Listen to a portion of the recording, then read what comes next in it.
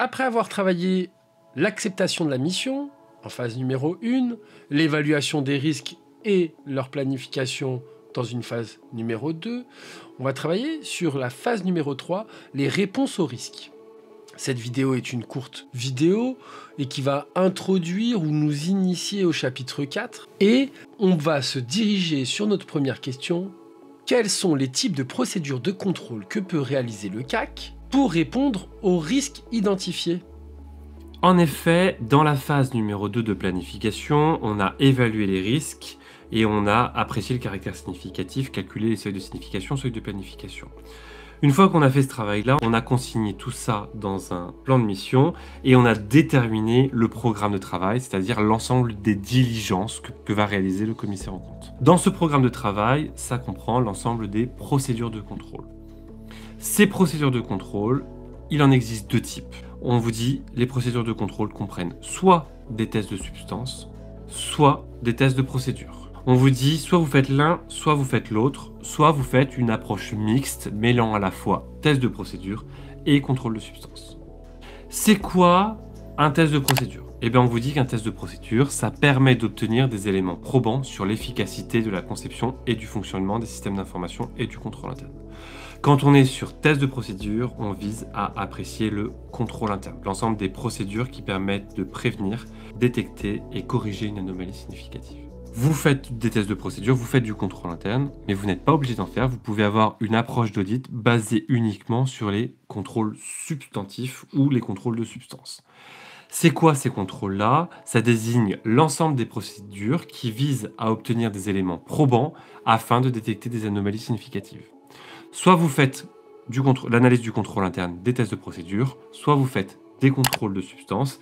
Et dans ces cas-là, 2 types de travaux, soit des contrôles qui portent sur le détail d'opération et de solde. On va récupérer des factures, on va récupérer des détails de compte, on va récupérer des demandes d'informations, etc., etc. Soit on va réaliser des procédures analytiques, c'est-à-dire des comparaisons chiffrées, par exemple N et N-1, par rapport à des chiffres du secteur, par rapport à des ratios. Voilà, ça c'est ce qu'on appelle des procédures analytiques. Pouvez-vous nous citer les techniques de contrôle au programme du DSCG et qui seront étudiées en plus dans le chapitre 4 ? Au programme du DSCG, vous avez les 8 techniques d'audit suivantes qui sont prévues dans les NEP. Ces techniques d'audit-là, on va les réaliser dans la phase numéro 3 et elles vont nous permettre d'étayer notre opinion. Ces 8 techniques sont à connaître et je vous invite vraiment à maîtriser le nom exact de ces techniques. Pourquoi ? Parce qu'à l'examen, on vous demande de temps en temps de reconnaître une technique d'audit. Donc il faut le nom approprié. Ou alors, ça tombe régulièrement de vous demander de citer des techniques d'audit. Et là, on n'est pas sur de l'à peu près, il faut mettre les intitulés exacts mentionnés dans les NEP des techniques de contrôle. Ce tableau-là, il provient de la CNCC et il vous permet de voir le nom de la technique et la définition de la technique d'audit. Redescendons ce tableau-là et on ira dans une analyse beaucoup plus approfondie des techniques dans le chapitre 4. Première technique d'audit, on vous dit, c'est l'inspection d'enregistrement ou de documents. Si on pouvait compléter le nom de cette technique de contrôle, on dirait inspection d'enregistrement comptable. Ici, ça vise à examiner des documents, quelle que soit leur forme, et les corréler avec les enregistrements comptables associés. Une facture avec une écriture comptable, par exemple. Deuxième technique de contrôle, l'inspection d'actifs corporels, qui vise à contrôler physiquement un actif. Typiquement ici, on est sur l'inventaire. Troisième technique de contrôle, l'observation physique, qui vise à examiner comment une procédure est exécutée au sein d'une entité. On est juste dans l'observation, on n'est pas acteur. Quatrième technique de contrôle, la demande de confirmation de tiers, qu'on appelle dans la vraie vie aussi circularisation.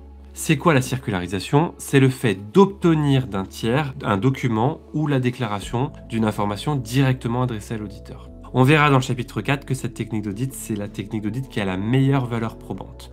On va circulariser par exemple les banques, les avocats, les clients, les fournisseurs de l'entité qu'on audite. Et ces tiers externes vont directement répondre à l'auditeur. C'est la meilleure technique d'audit pour avoir la plus grande force probante et donc de pouvoir au mieux étayer votre opinion. Technique d'audit suivante, la demande d'information. Ici, on va demander une information à des personnes internes ou externes à l'entité. Et on va utiliser cette technique d'audit-là quand on ne pourra pas utiliser d'autres techniques.